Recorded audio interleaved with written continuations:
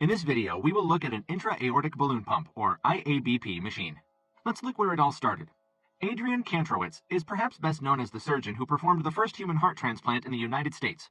3 days after South Africa's Christian Barnard performed the world's first such operation in December 1967.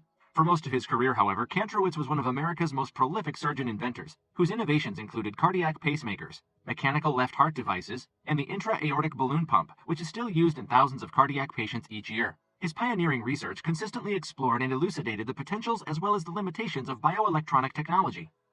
So what is an intra-aortic balloon pump, or IABP machine? An intra-aortic balloon pump is a type of therapeutic device. It helps your heart pump more blood. You may need it if your heart is unable to pump enough blood for your body. The IABP consists of a thin, flexible tube called a catheter. Attached to the tip of the catheter is a long balloon. This is called an intra-aortic balloon, or IAB.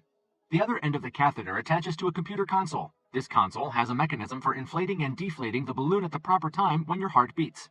Your heart pumps oxygenated blood and nutrients to all parts of your body. Blood leaves the heart through the arteries, the blood vessels that carry oxygenated blood. Blood leaves the heart through the arteries, the blood vessels that carry oxygenated blood. The outer walls of the heart also contain arteries. These are called the coronary arteries. Through these vessels, the heart receives oxygen and nutrients it needs. When the heart contracts, it sends blood out to the body.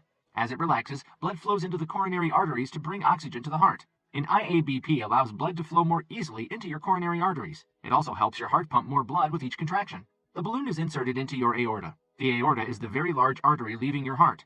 In many cases, this procedure is done through a small cut on the inside of your upper leg. Your healthcare provider will insert the balloon pump catheter into an artery in your leg. He or she will then guide it to your aorta. From there, the IABP can start to do its work. The balloon is set to inflate when the heart relaxes. It pushes blood flow back toward the coronary arteries. They may not have been receiving enough blood without the pump. When the heart contracts, the balloon deflates. That allows the heart to pump more blood out to the body while using less energy. The device continues to inflate and deflate until it is removed.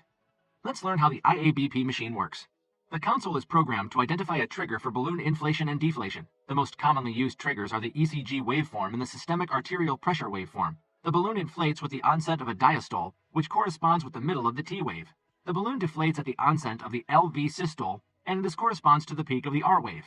Poor ECG quality, electrical interference, and cardiac arrhythmias can result in erratic balloon inflation. The balloon is set to inflate after the aortic valve closure, which corresponds to the dicrotic notch on the arterial waveform, and deflate immediately before the opening of the aortic valve, which corresponds to the point just before the upstroke on the arterial pressure waveform. IABP timing refers to inflation and deflation of the IAB in relation to the cardiac cycle. The cardiac cycle is monitored by continuous display of the arterial pressure waveform. As the balloon inflates at the onset of the diastole, a sharp and deep V is observed in the dicrotic notch. Balloon inflation causes augmentation of diastolic pressure, and a second peak is observed.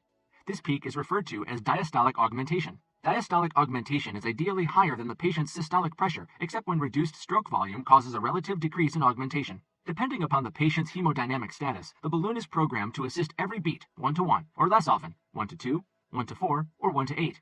With hemodynamics improvement, the device can be weaned to less frequent cycling before complete removal.